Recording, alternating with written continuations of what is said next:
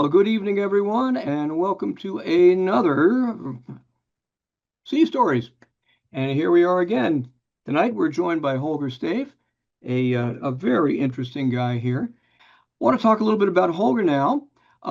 He actually was born in Hamburg quite a while ago. I'm not saying when exactly, Thank but you. he had a grandfather who was a ship captain on a submarine in World War One, and over time, Holger drifted into the sordid life of the theater, where he was a set designer, he was a set construction guy, and then eventually he ran a business of his own and created a transport system for the bus system in, am I saying this right, Holger? Canandaigua? Canandaigua. Canandaigua, Canandaigua, and then he was captain on the Mississippi paddle wheeler, Canandaigua Lady. As a member of the Coast Guard, here he is with his OUPV license, and he was a volunteer on the ship Niagara in 2016. Holger came into Schooner Lotus and the project in 2017 in a through a group called Save the Lotus. And having said that, I'm going to take a moment to introduce Holger. And here before we do, I'm going to type something in your chat windows, ladies and gentlemen. If you would be so kind as to type back where you're from. I'm going to start with Annapolis, Maryland. And let's see if you all can see it. Take a moment to type back and we'll take a look. And let's see, Wilmington, Delaware. There we go. Rochester. Yes. Oh, the system works. Hello, Norfolk. Great. So fun to have you all along. I also need to throw a little shout out to our friends up there. We were visited during the schooner race by Martha and Nellie from Holger's group, and it was great fun. We had more wind than we knew what to do with, and that's exactly the way it ought to do. All right, looks like we're working. Holger, I'm going to put it over to you. Generally speaking, people get upset when I talk to you during your presentation, so I'm going to kind of throw it to you unless things really sag out. Take it Let's away. hope for the best. Well, thank you very much. Thank you for inviting me tonight. It certainly has been an exciting thing to look forward to. I'm going to bring up the presentation here so that I can kind of remember what I'm supposed to talk about here. The whole journey that brought me closer to being interested in tall ships actually started as a little boy. I always wanted to be a sea captain. And then my parents dragged me to the middle of Ohio, and my dad was a doctor, and he just didn't get it. So I'm glad that finally, after living a fabulous life of doing all kinds of engineering all over the world and all over the United States, I finally found a great lake here in Canandaigua Lake and Lake Ontario, just north of us here, and finally got my wish. By that time, I was already in my 60s, so better late than never. Really enjoyed it. And then when this opportunity came along where this fabulous schooner got in trouble because sadly their longtime skipper passed away, all of a sudden they found themselves in dire straits. And so after a little bit of a while, we founded the Friends of the Schooner Lotus, with a group that from all over Rochester and Sodas Point. Most all of them are sailors and very invested in our community, and decided to do what we can to try to save the schooner. Now, it's very rare, especially in New York State, that they write grants of preservation type for any kind of boats.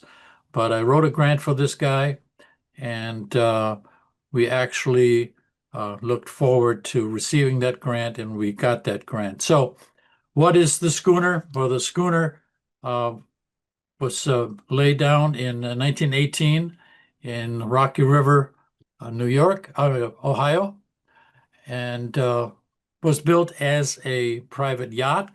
She used to be all white, like most schooners are, and went through many owners over the years. And then finally, in 1972, the owners decided that they were done with it and donated it to the Boy Scouts. The At the time, Otishana Council of upstate New York took it over, but the caveat was that it was to be sailed by the Sea Scouts, Sea Cadets at that time, and so the Sea Scouts took it over. She is about 48 foot 8 inches overall long, 34 foot in the water. She's 12 foot 11. Actually, she's shrunk a little bit. She's only 12 foot 3 now. Draws somewhere around 4.5 to 4 foot 9 inches. Depends on how much ballast she's got in it, of course. And is really all wooden. She had been well taken care of. They sailed her until 93 when they realized that things weren't going so well anymore. A few little holes here and there. And through the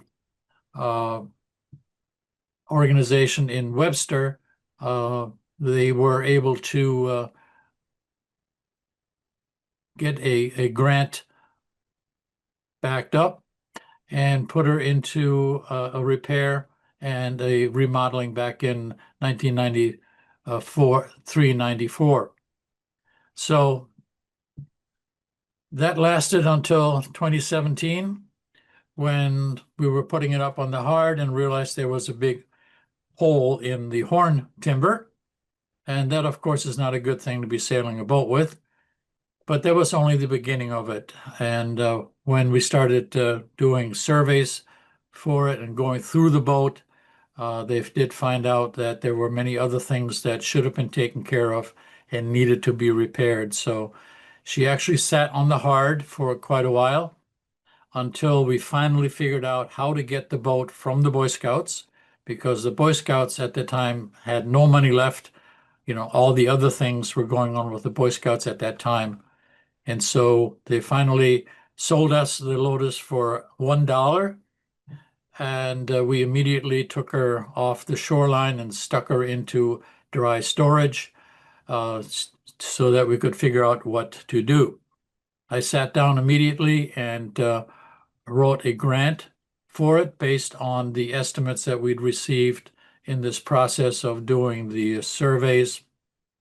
And Cayuga Wooden Boat Works had come by and given us an estimate, and that was the most thorough estimate, and that's the one I finally used to write the grant up against. And as you know, with states, yes, they tell you that you got the grant, and that was one party. That was a good party. But then it took another exactly 12 months for us to get all the other paperwork together for them to try to figure out, because these grants that they write are for buildings and parks and things of that sort, and not boats.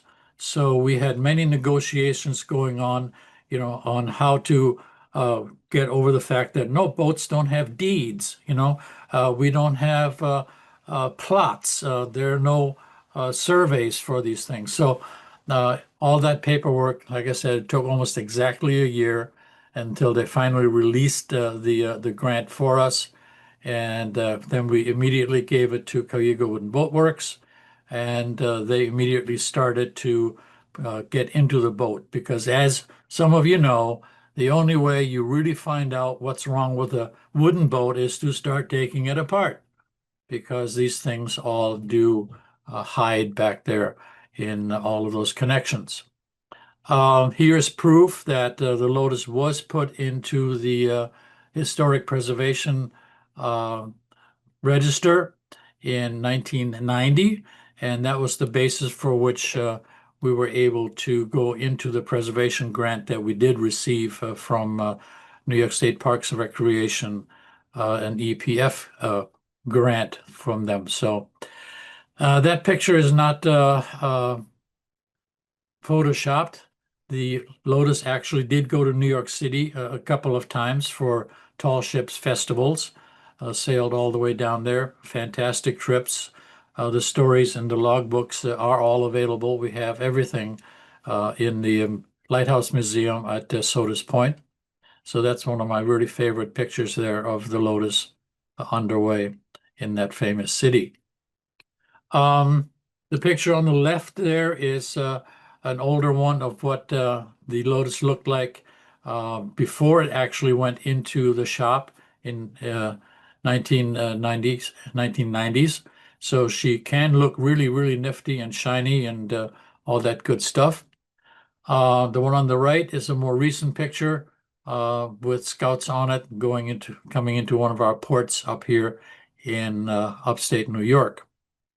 This picture of the Lotus was what Sodas Point and Sodas Bay got used to living with for all those decades while she was out there on her mooring. They did regularly take her out of the water every year. Caitlin Marine, a fabulous outfit there on the north end of Sodas Bay, did this as a favor to the Boy Scouts and took her out every year. And then, of course, put her back in. And then always the exciting time with all of the sump pumps going. They said normally she would swell back up in about 4 to 5 weeks of continuous sump pumps running. So that's the old way that the old boats just worked. A lot of hard work. Yeah, well, here's the reality to look at it. That hole down there that I'm pointing at was the original hole we found. The other one, part of the transom missing, that was already done by some of the surveyors trying to get into the boat and the innards and try to see what it looks like. So that was just done on purpose there. We also found out that she got to be a little difficult to steer, people said that were running her later. And we found out that the rudder itself, can you actually see my cursor? Yeah, oh, okay. Sometimes you can, sometimes you can't. That the connections here, there are no bearings there. There aren't even any washers in there. It's just iron on iron sitting there in the water. And that really isn't good. And the whole thing is sagged about an inch. So something else to look forward to. And that will be, of course, part of the reparation as well. Here, just a couple of pictures before we got her off of the hard. The north shore of Sodas Bay is very, very windy, especially when south winds. And I think every winter we rewrapped her probably 3 or 4 times, just trying to keep wrappings on the boat itself, keep her from getting too soaked. In addition to the inherent ballast keel, she had about 3,500 pounds of these lead ingots spread out through her sole or under her sole down in the keel, and I pushed each and every one of those out of her and loaded them under. This is actually the bottom of a very, very old tugboat that was sitting next to her. So this is all of the lead that we're going to have to put back into her before she gets back in the water. But we figured it'd be easier to transport her without that extra weight on it. So that was a good decision. Then finally, on December 21st, 2020, just before Christmas, we had received the bill of sale. She was ready to go. We pulled her out of the water in Caitlin and then brought her up to Beacon Bay. It's about a 45-minute drive with a big rig like this, and then immediately put her into the barn. So I'm going to turn it back over to Duncan. This is a pitch to ask you to join us at the American Schooner Association. Founded in 1972, the American Schooner Association is dedicated to the history, preservation, and promotion of the schooner rig. You don't need to be a schooner owner to join the organization, just to be interested in these beautiful boats. As time marches forward, the role that schooners played in the history of our country is fading too. Your membership helps support educational programs and provides a base for preserving these vessels. So join us. It's inexpensive, important, and we'd love to have you along. We'll see you at amschooner.net.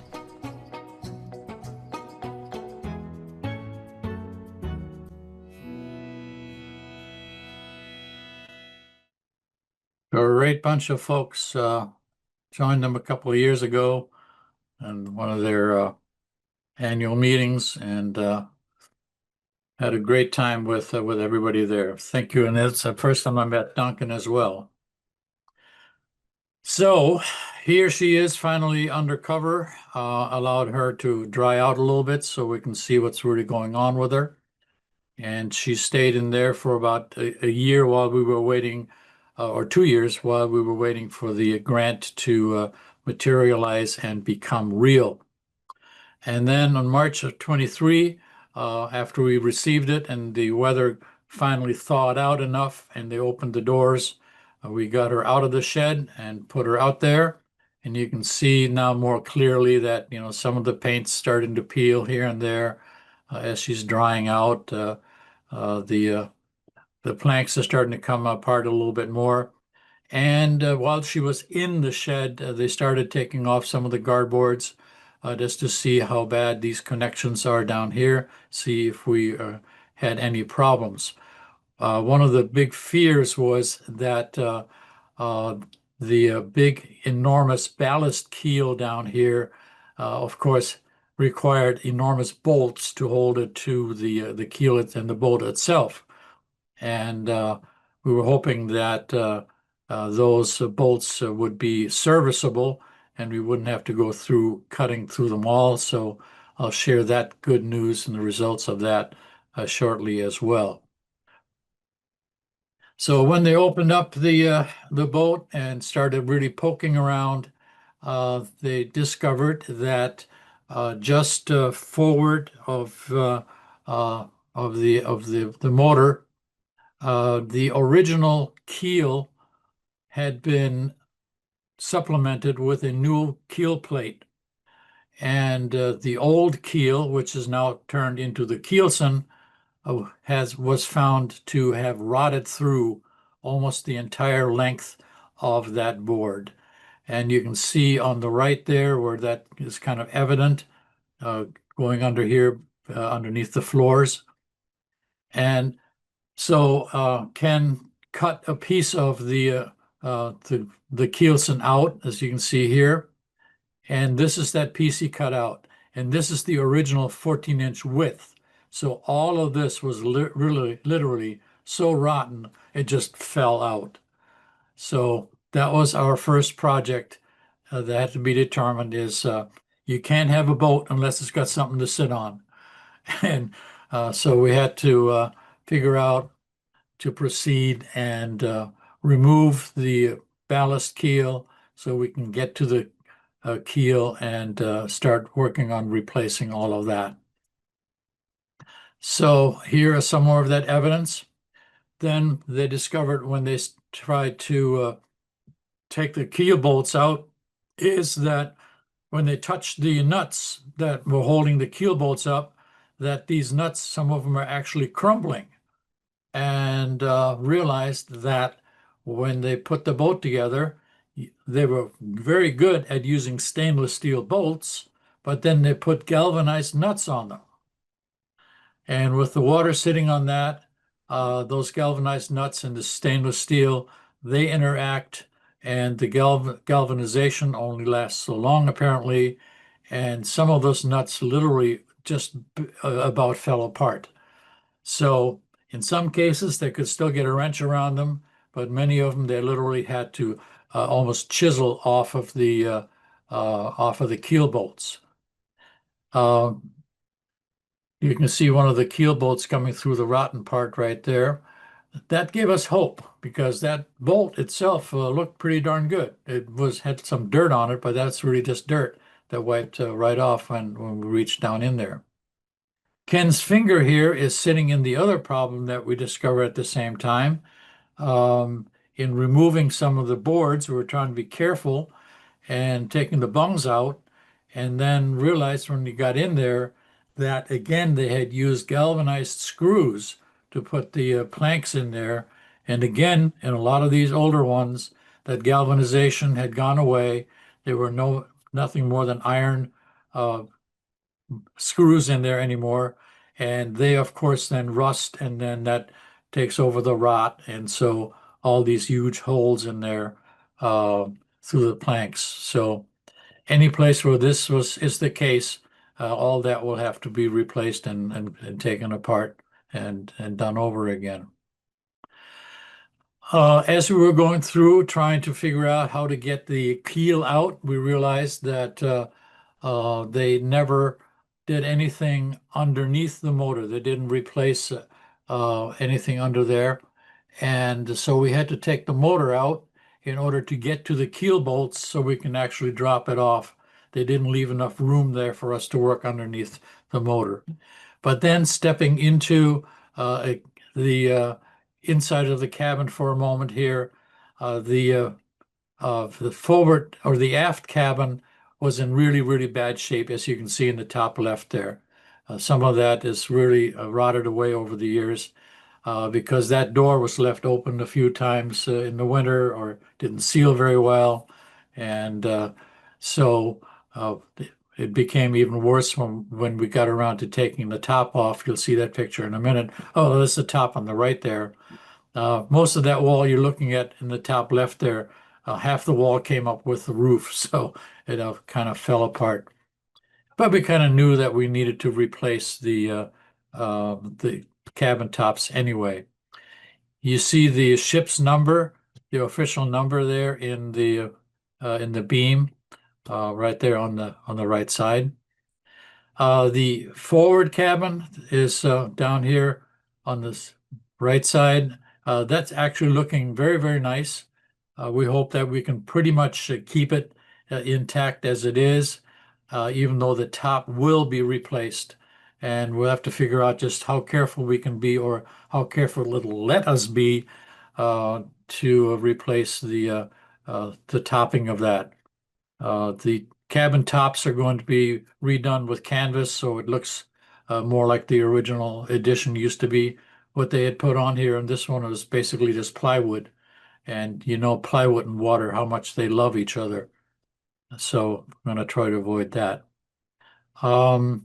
There are bunks available. She used to sleep at least 6, but they had some trips where they took up to 14 kids. So it was nice for kids. You know, they could sleep out on the deck and do fun things like that. It was an awfully fun boat to be with. So here was the mess that they went through to take the engine out. Now the Yanmar was replaced in the 94 redo. So now we have a 1993 Yanmar in there, which is running perfectly. It's in another shop. They went through it and made sure everything was good to go. So we wouldn't need to replace that as well. Folks did say that as tough as she is to handle in some respects, because she doesn't have a deep keel, she would outmotor anybody around. With that 80 horsepower motor, she could really haul. So that was kind of good. A little bit on the noisy side, they said. Everything here, the motor mounts and everything, that was all brand new. Everything that's painted orange were reduced from the 1993-94 restoration process. And here's the Yanmar out there. They've finally said, got it done, got it on the truck, so she can get out of here. Once we had the top off and pulled the engine out, then Phil was able to get going on building the shed around it and enclose her. So here is that project, and we got it done just before the snow hit. And we always have to have the proper sign, of course, of the project that we have to exhibit, so everybody knows that the state is what make this all possible. And then, yes, let's try to figure out how to drop that keel. It's almost 8,000 pounds worth of cast iron, and very, very securely held up there. And Ken was hoping that once we loosen up the nuts a little bit and take the plate washers off, that the keel was just going to drop down. I mean, what do you expect of that much weight, right? Keep your toes out of the way and let her go. No such luck. The boat had dried out to the point where things are actually, holes actually become smaller in that case, and they're holding onto these bolts like crazy. So there's some pictures, and if you go on our website, www.lotusny.org, you can see the videos of Ken and myself and Danny pounding wedges between the keel and the ballast keel there, trying to get it to move. It took hours of pounding before it finally started to separate. And then as we started adding wedges to it, finally started to get some scissors jacks under there and started pushing it further down. However, in anticipation of that major drop that we never got, they had installed two house jacks, enormous house jacks, the old style, still made with uh, cast iron bases and all that, to try to hold that keel up if they needed to.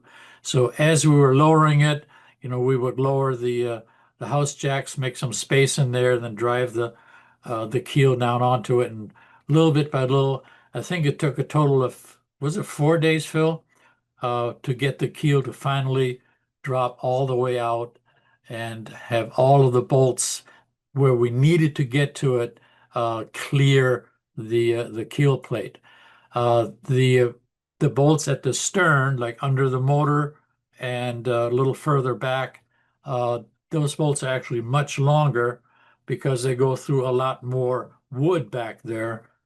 So those are still in place, which is a good thing because that keeps the keel lined up to where it's supposed to be, and hopefully will make it much easier lining up new holes and getting it back pushed back up onto the boat when that time comes. Other difficulties that we ran into is they didn't bolt everything together. They used an awful lot of nails, especially to put to nail the floor timbers to the keelson and the keel. So these enormous nails, of which I have one here, just in case I need to pick my teeth or something like that,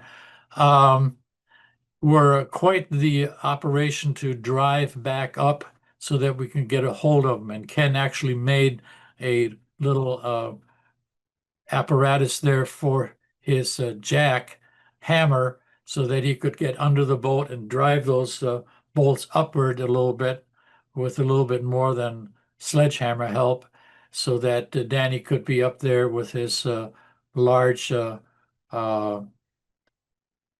tool and pull them out. And that was a lot of work for all of them. Some of them we couldn't get to, or they couldn't get to, so they had to get in there and actually just cut them off and then later pound them out. But a lot of work went into clearing all of that material out of there for them. And then once we got all of that loosened up, they dropped it all out, and there it is, the boat sitting there without anything to sit on. Most of the keel is gone and out of it. Top right-hand side there, you see what was left of the old keel, which is now the keelson. That was all in the garbage can. There's just not enough pieces left to do anything with. We were hoping and thinking that we could take some of that old wood and cut it into pieces and sell it, as doodads for the Lotus, but it was just rot, and I don't care what you charge for rot. I don't think anybody's going to buy it. So that went down the drain. We do have some of the older, larger pieces around, so that if there's an interest in getting pieces made, that we have that capability. Bottom right is the keel that was added in the 93-94 restoration. So that was actually put underneath the old keel, and would be actually sitting on top of the ballast keel when you look at the entire assembly there.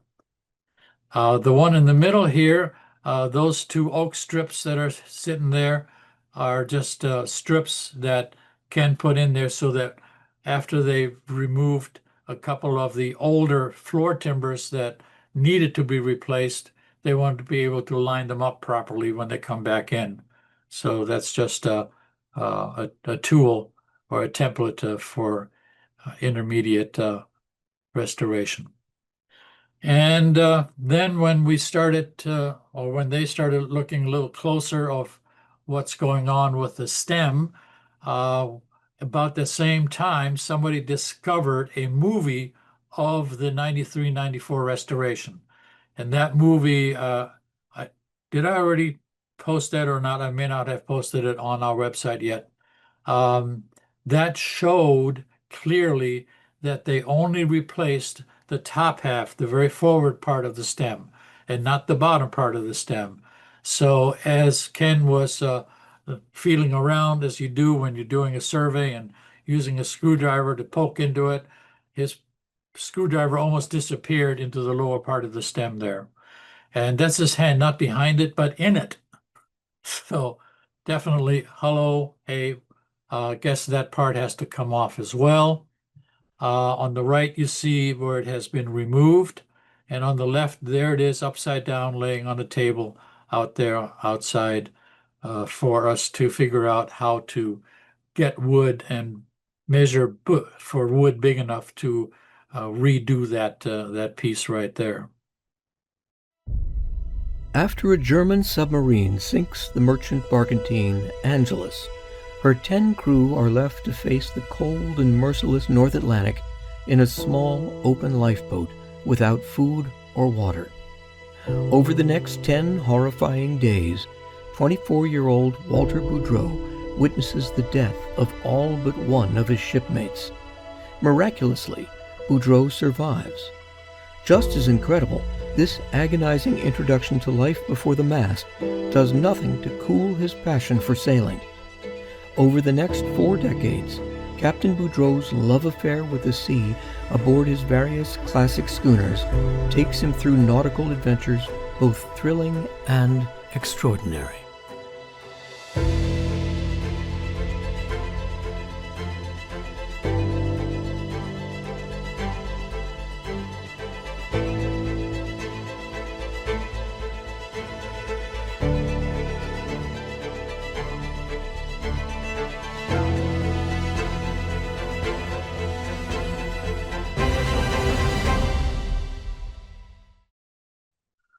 Okay, so some of this old lumber that we needed is not easy to come by.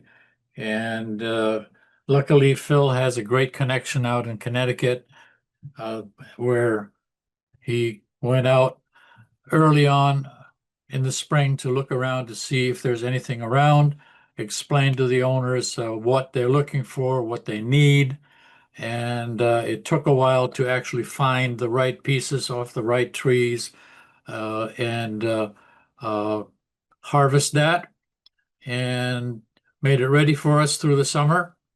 And they went out there and retrieved it just a couple of weeks ago.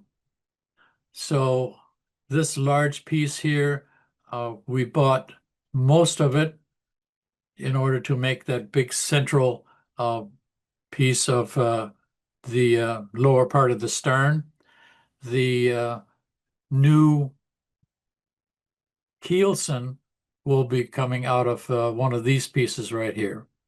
That's not all that dramatic. They just need to be square. But the big formed ones for the keel are going to be a little bit more challenging.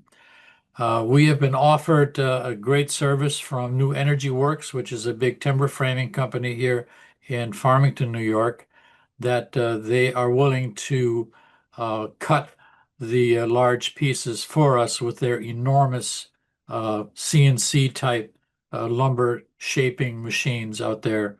So I was just out there this afternoon looking at this part of the project, and it's rather challenging because you're curving, you're shaping, and you're changing thicknesses as you're going along. It's really interesting.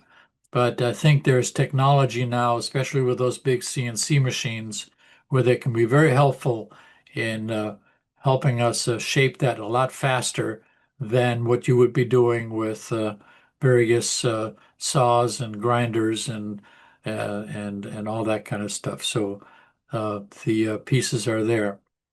In the meantime, also during the summer, uh, Phil and Ken started reshaping and building new floor timbers and installing them in the boat so that it'll be ready for when the new pieces do arrive and are ready to be pulled back up into the schooner.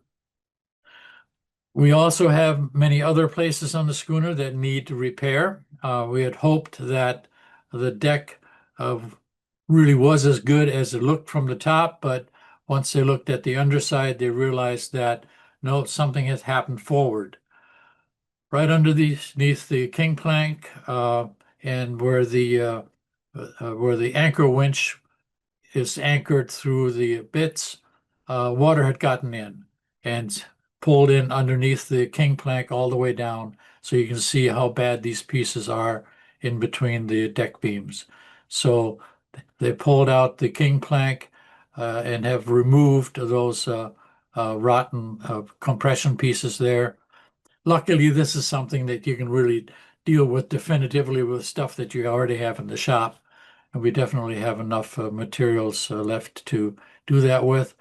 It looks like we're not going to have to replace a lot of actual deck pieces themselves. Everything has been salvaged. We kept all these pieces and we'll be able to reuse almost all of the old decking. So that's good news. Hopefully it stays that way. Then we need to start opening up the stern after the keel is all back together. So the entire transom is going to go. A lot of this lumber down here is going to disappear so that the horn timber can be replaced.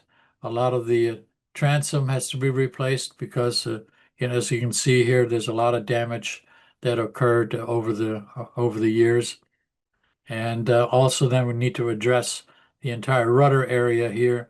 The rudder needs to be actually lifted up a little bit, have some kind of a bearing surface installed in those joints so that the rudder will actually move more easily.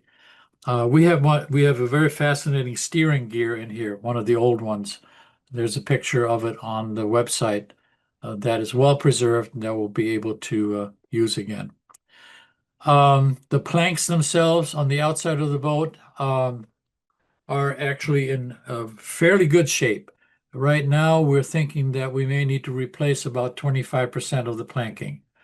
And that's really, not an enormous amount of work right there to do. Hopefully we can find the good wood to do it with. That right now is the bigger challenge because some of these old longleaf pines and so forth are getting a little tougher to find. So what's in the future of the lady? The grant actually demands of us that we provide a future for the boat for at least the next 20 years, or have a plan in place to provide for that. And the plan is to have her in Sodas Point, and here's a picture of Sodas Point. The village of Sodas Point is actually in the process of building putting in plans for a new public dock, which includes a docking space for the Lotus so that the public has ready access to the boat. Our business plan has her at that public dock from April through or into October, all depends on weather around here, so that all except for Mondays will take the dark day for reparations and so forth. Any day in between, we'll have deck tours available, and then a regular schedule of bay tours, and then also regular schedules of longer tours to some of the neighboring harbors like Pulteneyville and Oswego and so forth. The boat can also be chartered and running youth programs, running ecological tours, and working with various organizations in our area to take care of our Great Lakes. We've also been tapped or included in the new um, oh, Great Lakes organization that preserves the wrecks in our area. And so we're all part of that. Here is a view of our beautiful, beautiful Sodas Bay. Down on the left here is the Sodas Point. And this bay is just awesome place to go sailing in. We get really, really good winds. The hills are not tall enough to really give you a lot of wind shadows, so a lot of good sailing out here. So please do visit us at lotusny.org. You can email me here at holger@lotusny.org, and that, or come visit during a schooner association. Did we come up with any questions? Holger, that's just fantastic. It looks like you've got a real big job ahead of you. When do you estimate being able to put her back in the water and start up your future? We're keeping our fingers crossed that we can get her back by 2027. Good for you. That's a lot. You know, I'm quite familiar with all the foibles and things you go through with wooden boats, um, and also with organizations. Holger, what are you all doing as far as succession as you move out of heading this project? What do you have lined up, or how are you thinking about who can carry on this work? That is an awesome question. We are looking for, and we have some actually younger members in the organization that are only in their 40s and 50s. We call that younger, right? Yeah, Uh, absolutely. uh, and as we're, or once we are getting a little bit better idea of when the boat can actually be completed, we'll have a focus of when we can start putting the other business plan into operation. Yeah, And that's a whole, different kind of fundraising aspect because it's for operations and programs and so forth.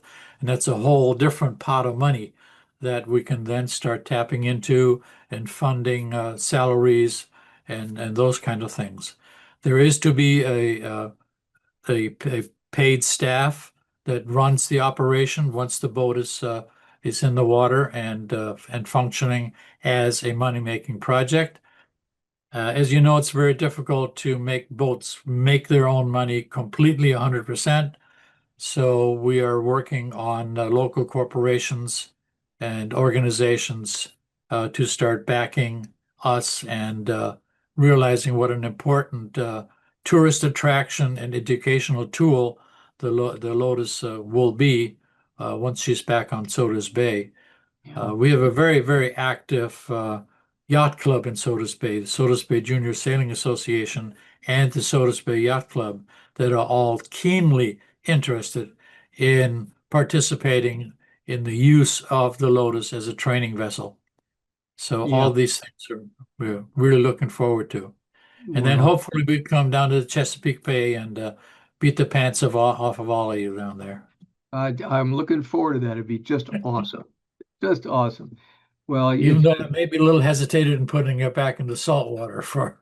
well, actually, that's one of the questions I had, Olger. I've had many people tell me the difference in rotability, if that's even a word, between freshwater and brackish or salt water. Have you noticed anything different about how quickly it fell apart?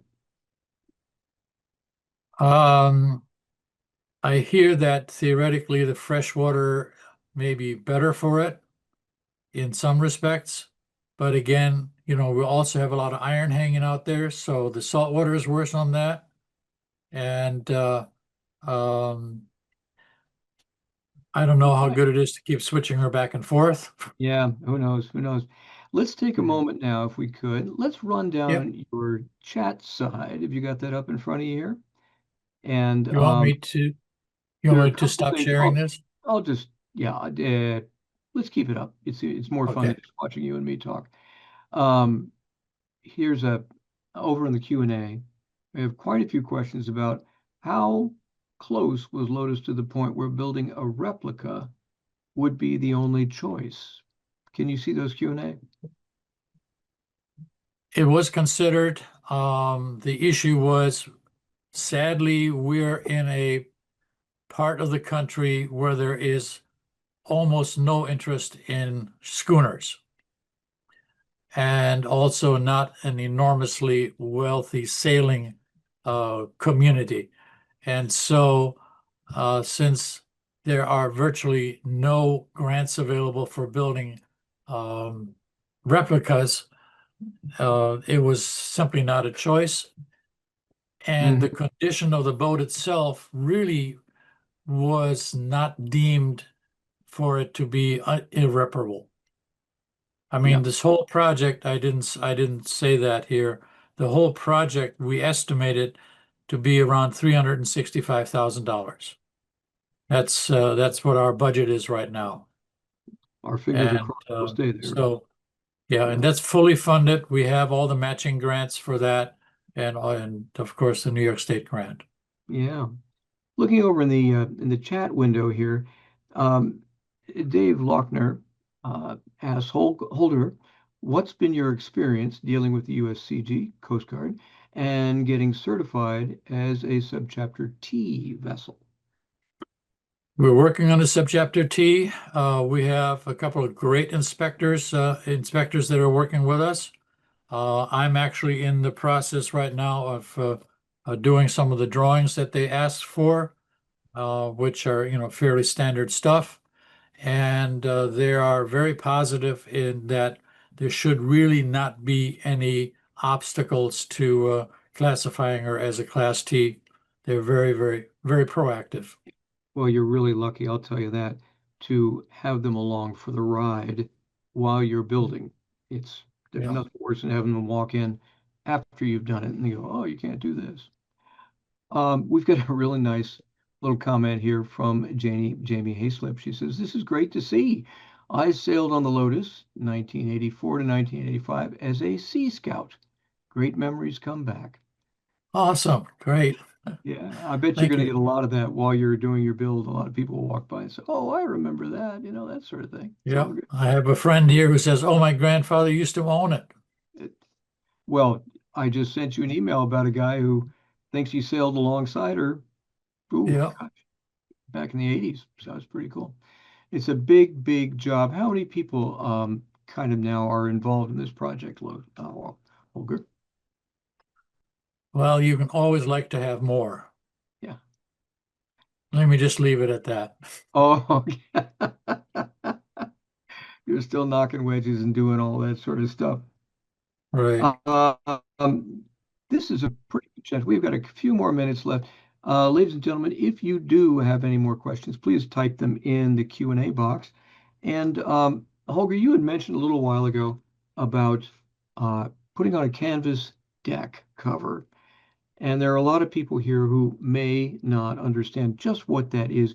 Could you describe decking with canvas and how that works? It's uh it's a process where they use certain paint-like glue combination that they soak the canvas in and uh, meld it to the substrate, and that gives the deck a very uh, slip-resistant texture to it. Mm-hmm. It's also looks really very, very nice. Um, Not too hard to clean. So the Mm-hmm. canvas itself is not really exposed. It's just you still have the texture of the Mm-hmm. canvas that you see there. And Phil just did another job on a older, a larger motor craft like that. I was really impressed by the outcome of that. Yeah, it's amazing to do it. On my side, I've actually peeled old canvas off So I totally get how it works. Is this going to be, or is it a documented boat? I saw your identification number down below. Yes, it's a documented vessel. Yes. Yep. And what So does that, we don't have a registration number. that's right. What does that mean for people who are watching a documented boat? That generally is a vessel that very often is subject to annual inspection by either the Coast Guard or if it's in inland waters in New York State, by the New York State Marine Services. And they come around and they give it its blessing every year. So they decide on how they will treat the vessel. Now, Hmm. it was in the hands of the Boy Scouts. In that case, the Coast Guard had said, well, as long as only the Scouts are using it, you're on your own. We'll come around once in a while and make sure you still float. Once we put it into Class T, however, it's going to go under annual inspection, no doubt. And then we have to prove that we know how to do man overboards and all that good stuff Yeah, as well. Yep. and I totally get that. One of the interesting provisions of being a documented boat is that you can be called into federal service in times of war. So keep your Oh, eyes thanks a lot. Maybe I'll retire before then. keep your eyes open. All right, let's see. Ladies and gentlemen, we are doing just fine here. If anyone has any more questions, put them in. And we've got some people here who are doing some work in Cambridge on a 1934 William Hand motor sailor ketch. It's Cool. my friend Steve Utoff, and they are going through a very similar process right now. So, having worked with Steve in the past, I totally get that. I know that. All right. Good luck to you guys. Absolutely. Maybe we can Ladies meet and up gentlemen, halfway soon. that would be wonderful. We are coming to the end of our time. A couple things to put a button on all of this.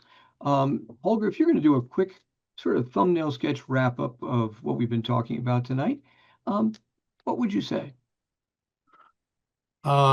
This classic schooner is a little bit of a hiccup. It needs a little bit of help. It's definitely in a salvageable, restorable state.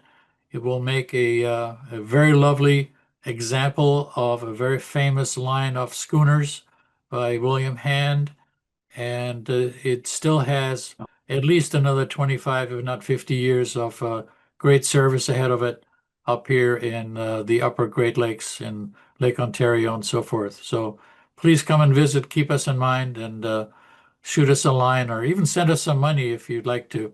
We really do appreciate that as well. Thank you for All watching. right. Thank you, Holger. And again, that's Lotus, NY, lotusnewyork.org. And before we let you go, downrigging is coming up here in Chestertown, Maryland. And I'll be giving a lecture on the Great Chesapeake Bay Schooner Race. So if you were in Chestertown at the end of October 30/31 and November 1st, please stop by. It's a huge bluegrass festival as well as a collection of classic boats as they're heading south, and we would love to see you. Holger, this has been a great time, and I really appreciate you being with us. And for those of you who have joined us, thank you so very much. All right, Thank man. you, Duncan. You betcha. And we will look forward to seeing you all soon on the water.